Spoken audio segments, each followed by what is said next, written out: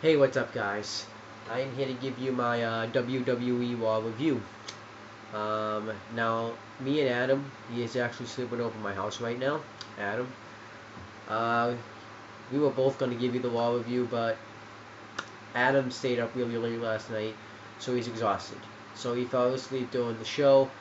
So it's just me, which is fine. You know, I'm fine too to give. So this is gonna to give reviews to you guys. I've done it for a while, and I'm gonna continue to do it. So this Raw happened on July 21st, 2014. Um, we get JBL, Michael Cole, and Jerry the King Lawler on commentary as always.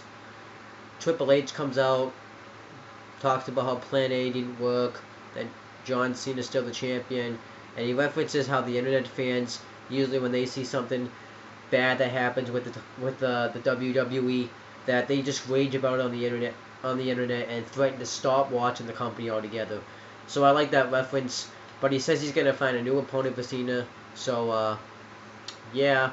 So Randy Orton comes out and says that he should face John Cena because he never got his one-on-one rematch for when he lost the WWE World Heavyweight Championship, and he says that he knows that if he gets the opportunity one-on-one, he can beat John Cena. And Triple H says you have to impress me, and Randy Orton says that you shouldn't give it to Kane because Kane didn't do his job last night to help me win, so you shouldn't give it to Kane.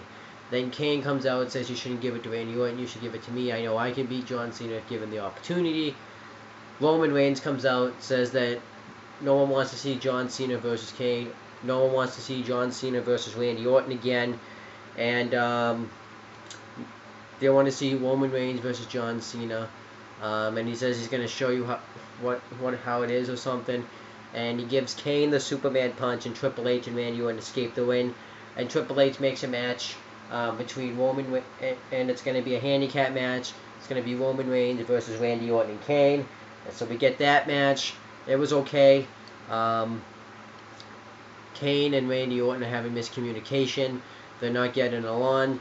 Randy Orton doesn't want to be tagged back in the match. So Roman Reigns ends up giving Kane a Superman punch and a spear for the win. And Roman Reigns calls out Randy Orton to fight him, but he doesn't go fight him. I thought this was fine. I'm a huge Roman Reigns fan, so this is cool. And then the next thing.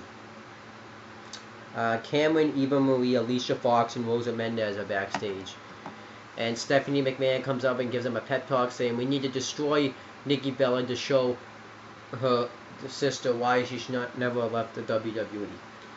So then we got the match. Eva Marie, Alicia Fox, Rosa Mendez, and Cameron versus Nikki Bella. We see Nikki Bella had her sister, Brie Bella, in the crowd. And Stephanie McMahon comes out and says that this is all your fault. You should have just stayed with the company, and then you left to support your husband, Daniel Bryan, who ended up getting stripped of the WWE World Heavyweight Championship. And now you're just nothing. You should have stayed with the company. You could have lived a better life. Now you're just an average civilian. And then she says that the destruction of Nikki Bella is going to be all your fault. Brie Bella ends up calling Stephanie McMahon a bitch. And Stephanie McMahon threatens to have Brie Bella thrown out, but so security comes to throw her out. But Brie Bella ends up having a ticket, so she can't be thrown out. But she tells her to go take her seat because you're blocking the fans, which I don't think the fan minded that because she's hot. Then Brie Bella says that just because I slapped you in the face, you're gonna punish my sister Nikki Bella for it. That just makes you a son of a bitch. So then Stephanie McMahon slaps Brie Bella, and security escorts her. And then we get the match, between the handicap match, and all the heat. Everybody just beats the shit out of Nikki Bella, and Alicia Fox is the sister kick for the win. But I really like this segment. It was really awesome. Like I said, I liked how they kept this feud fresh. And this is now they're gonna probably really intensify this feud. I want to talk a little bit more about it because they do more with this feud.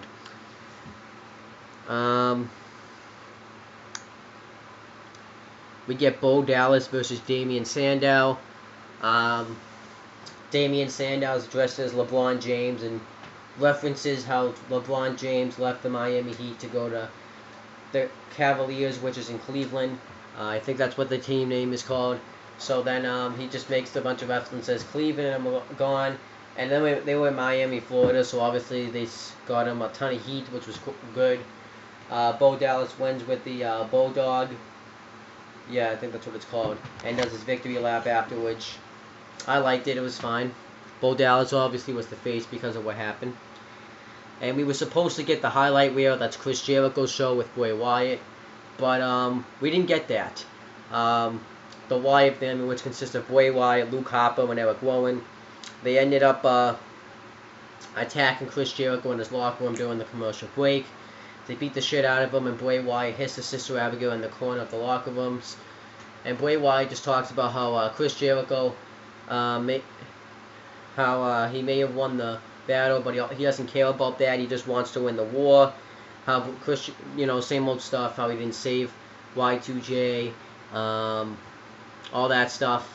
I thought this was a good promo by Bray Wyatt, and this was good. I'm glad. Obviously, I knew this feud was going to end up continuing, so I'm glad. I like what they did here. And afterwards, you see Chris Jericho ends up having a cut on his ear because R-Truth and Zack Ryder were checking up on him.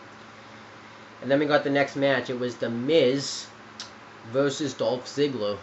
Obviously, Miz is the new Intercontinental Champion. This match was good. I really liked it. Had a lot of false finishes. Obviously, Miz doesn't like to have his face touched, so that played a factor into the match. Dolph Ziggler ended up drop kicking the Miz. He went through the ropes while Miz was on the outside. Dolph Ziggler kept attacking Miz, and then Dolph Ziggler ended up getting thrown face first into the steel post, and then Miz just started going off on Ziggler, getting the heat on him. Dolph Ziggler made his comeback though, and then Ziggler did his normal kind of like Luther's press of his own. Hit the DDT on him. Miz kicked out. Miz hit the backbreaker, neckbreaker move. Ziggler kicked out of that. Miz started to soften up Dolph Ziggler's leg for the figure 4 leg lock, and eventually he got it in. And Dolph Ziggler ended up trying to roll him up as Miz kicked out of it. And then he hit the famous one, and Miz kicked out of that. Dolph Ziggler tried to kick Miz in the face, but Miz covered it up, obviously, because he doesn't like to have his face kicked in. And then Ziggler hit the zigzag for the win. So I'm assuming this is going to be a future Intercontinental Championship match, and Ziggler got the victory here, which makes sense. And I think this makes sense that they're feuding, since Miz eliminated Dolph Ziggler last in the Battle Royal, and Ziggler thought he was the Intercontinental Champion. Now, if you excuse me, I have to go do something real quick. I'm so sorry, I had to take a piss, but I'm going to finish out the video now.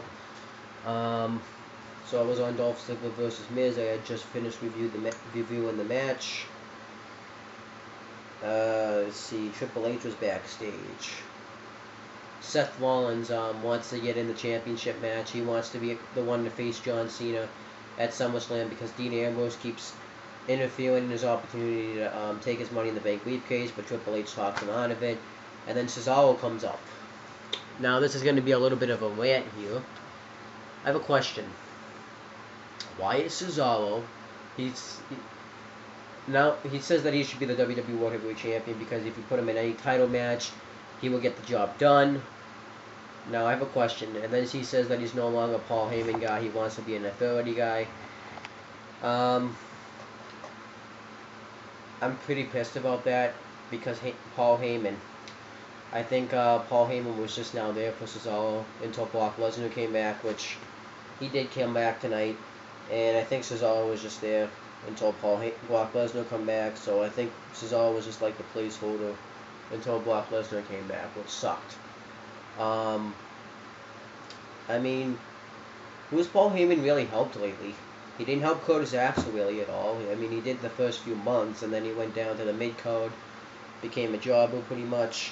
Didn't help Ryback. I mean, he could have really helped Ryback get back to where he was in the main event status. He didn't help him out. Him and Ryback are just a tag team now. They're stuck. I mean, that's a good tag team, but they're just kind of stuck together. They're stuck in that spot. Now Cesaro, he didn't help him at all. He did the first few months, and then he actually didn't really help out Cesaro at all, really. I mean, felt like he was just kind of at the same spot. So he didn't really help out Cesaro at all, I find. I feel like he helped Curtis Axel more than Cesaro. I mean, Cesaro can get over himself if the company gives him the opportunity. Give him the mic work and everything. But Cesaro wants to be part of the Authority, which I actually think is a good idea. Put him in the Authority. I think if you put Cesaro in the Authority, it can really definitely help him. It's helping Seth, well, even though Seth Rollins doesn't need it, but it is helping him right now. I mean, I think if he wasn't in it, he would probably be floundering off. So I definitely think it's helping Seth Rollins, and I think it could definitely help Cesaro. But Triple H says he wants Cesaro to prove himself, so he wants him to take out Dean Ambrose tonight and get him out of the way, and he agrees to do so. And then we get the next match. It's Paige and AJ Lee versus Emma and Natalya. The match was fine. It was kind of thrown together. I mean, it was two face teams pretty much, so I kind of wasn't. I mean, it was good. You know, got me behind both divas. I don't know if I said this, but I remember Emma ended up getting released before because she had ended up shoplifting. I kind of don't really know the story behind that, so and I didn't really care that much. But she's back with the company now. I guess it was a mistake, which is fine. And Natalya ends up getting Paige in the sharpshooter. And Paige, AJ Lee tags herself in the match. And gets Natalya in the Black Widow, and Natalya taps out. They get the victory. AJ Lee starts celebrating. And Paige and AJ Lee are acting like they're all buddies, they're all pals.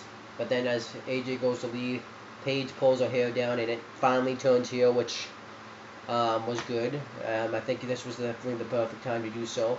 I think if you had waited, I think you could have gotten another week without it, but I think you should have this was a perfect time. She throws AJ out of the ring, throws her into the barricade, throws her into the steel post, says, "Like I told you before, this is my house now," and chucks AJ Lee over the commentary table. I thought this was great. And it's going to really make the SummerSlam match better, because I thought the Battleground match was good, but it wasn't as good as it could have been. I think now maybe they'll have more chemistry, the feud will be more personal. I think this time the SummerSlam match will be excellent. I can't wait to see it, and afterwards Paige knocks AJ Lee and completes the heel turn, which is fine. I think maybe Paige could probably work better as the heel turn, because as a face, she just kind of felt like she was just there. I mean, I liked Paige, but felt like she was just kind of there and didn't really do much. And now that she's a heel, I think maybe it can really work. My allergies are acting up, by the way, so that's why you see tears coming down my eyes. I'm not crying, it's just my allergies are acting up really bad. Alright. Next match, you got Fandango versus Zack Ryder. Nothing match. If you watch the Battleground review that me and Adam posted yesterday, you can check it out. We said that everyone that Fandango fights is going to end up coming out. Summer Rae and Layla are going to end up coming out with them. So I'm not even going to write in my notes with Layla and Summer Rae, because you pretty much will already know that. Zack Ryder hits the Rough Rider, and Fandango gets his foot on the rope, but Layla takes it off, and Zack Ryder wins. Everyone hyped it up. It's like, oh, it's the first time you won a match on Raw. Well, like the first time you won a match in like 2014. I wasn't that shocked. I knew what was happening. I think Fandango's gonna pretty much lose as long as Layla and Summer Rae are pretty much in the other guy's corner. I kind of have a question though. Usually on commentary they like to say how this storyline happened, but Michael Cole can't really explain it either. Like he's like, Fandango dumped Summer Rae on Twitter, and then he saw Layla saw Fandango and Summer Rae kissing, so they just decided to work together. Why the hell would Layla want to work with someone that kissed Fandango then? The person she loved. I don't really get that. What probably happened was they probably didn't really know what to do with the storyline, so they just got him out of it. I think they definitely should have just ended it off at Money in the Bank and just continued with Layla and Fandango, have Summer Rae go somewhere else. Flo Rida gets interviewed, and he's pumped to be with the company. And he says that maybe if I do really well, he can face John Cena at SummerSlam, which would be an awful match. And that kind of made me laugh. And then Heath Slater comes up and he talks about, remember you punched me in the face or something at WrestleMania 28, so I'm going to return the favor. And it's a fail. He shoves him and he goes into a bunch of shit. Flow Rider then sins, which I thought was I like Flow Rider. I like his music, but I use this as a piss break. I use this to get a drink. I use this to set up this chair so I can make the video. I set up the table. I use this to set up my Xbox again because I really needed it, because usually I use sometimes the Divas match to do so, but I really couldn't. So, I mean, I'm not trashing the Divas matches, but I usually have used the Nikki Bella matches to do so. Even though I like the storyline behind them, it's just some of the matches that she's had haven't been good. So I decided to use that time to do so. But yeah, Stephanie McMahon was out there. She was introducing him. She was hyping him up. And then she ends up, two cops come over and tells Stephanie McMahon she's under arrest for assaulting Brie Bella. Now, actually, I was telling Adam that if this was a real life, she could sue them. And I'm glad they kind of use it as a real life angle. And, well, she didn't necessarily sue them, I guess, but she ended up getting arrested, which was good. I like that they're trying to bring the real factor into it. And they read her rights. Stephanie McMahon refuses assault. She ends up speaking in as the first right, whatever you say can and will be used against you. So that's one of the rights.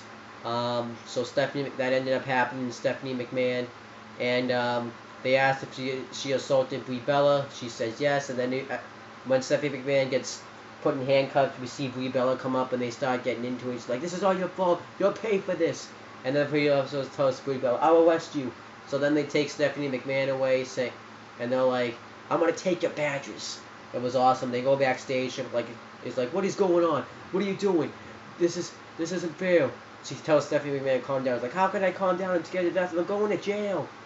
She's like, "You're gonna pay for this. This is my company."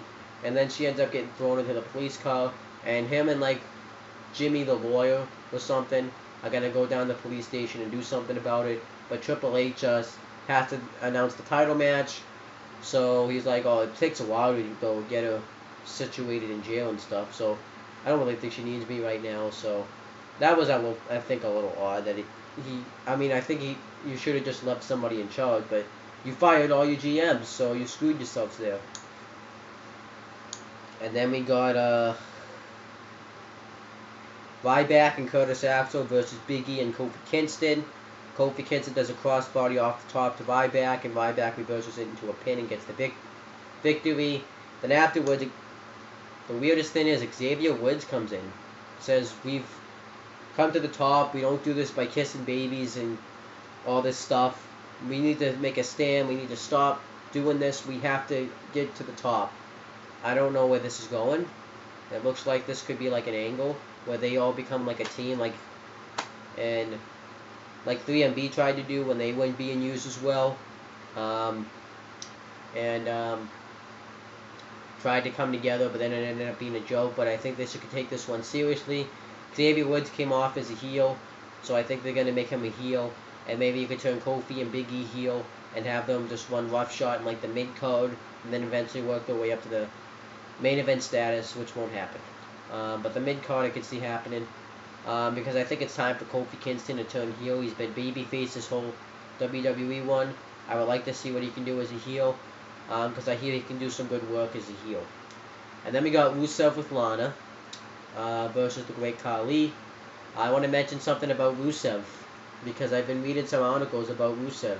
Now they're going to dial down his character because of he went too far with something.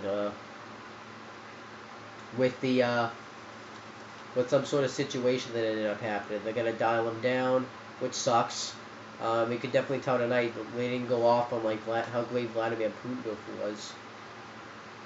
It kind of sucks because Rusev, I think, would have. It wasn't really it was kind of working. He was getting the Russian reaction. They really had a lot of faith in him. The Jack Swagger thing, they finally found, because I thought when they put him with Big E it was awkward, but now you're putting him with Jack Swagger. I thought they did something right there. And now you just, I don't know what you're doing with this guy, man, you know? It's like one time you want to do one thing, the next time you do that. I mean, the same thing happened to Muhammad Hassan. It's like people take things too real. You gotta remember, this is the WWE. It's all storyline. Sometimes they go too far, but they're better when they go too far. This is why you don't see any good storylines in wrestling. Because the fucking real world ruins it. They did that. I mean, I guess they don't, I mean, Sergeant Slaughter, when he was Iraq, and he was the WWF champion, which stands for World Wrestling Federation. He ended up I read it in my WWE Championship book that he ended up getting a lot of hate for it. He got death threats. And now it looks like the same thing. They were afraid the same thing was gonna happen to Muhammad Hassan, and now Rusev, they might kill him off. I mean, they definitely downed him down. He didn't really say, Lana didn't really say anything tonight, so. I mean, this could be bad. I hope this doesn't kill Rusev. But he ended up beating Khali with the accolade, and he's going to face Sheamus for the United States Championship. Well, he's going to face Sheamus on main event tomorrow, or today, whenever the video gets uploaded, so that kind of sucks. I mean, the storyline, if they're going to dial him down, won't be as good now. So, I don't know. Hopefully they don't do that. The next match, Stardust was backstage. They keep cutting these promos about like the stars and stuff, and how they're like the future.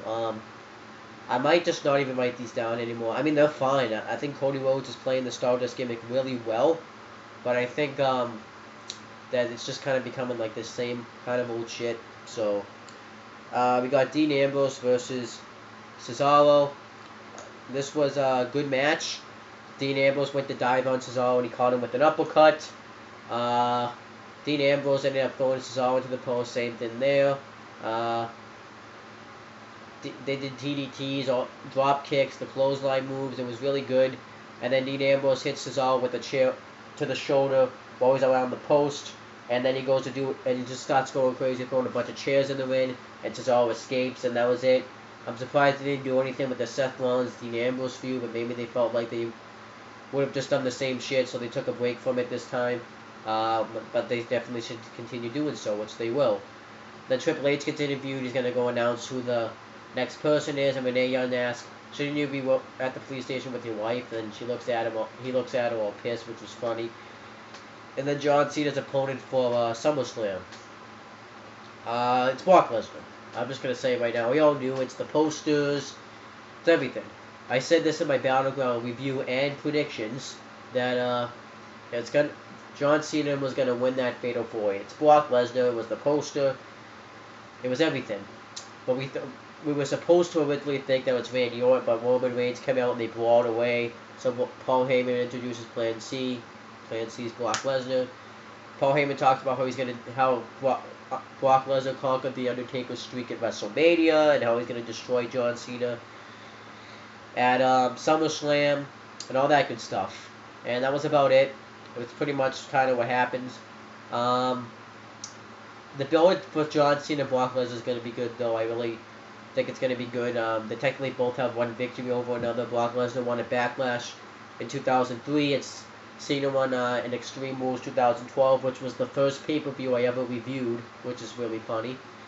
Funny thing is, too, that was like the first feud that I really talked about, too, was Brock Lesnar and John Cena. That's kind of cool. So, yeah, that's going to be good. And Raw is actually pretty good tonight.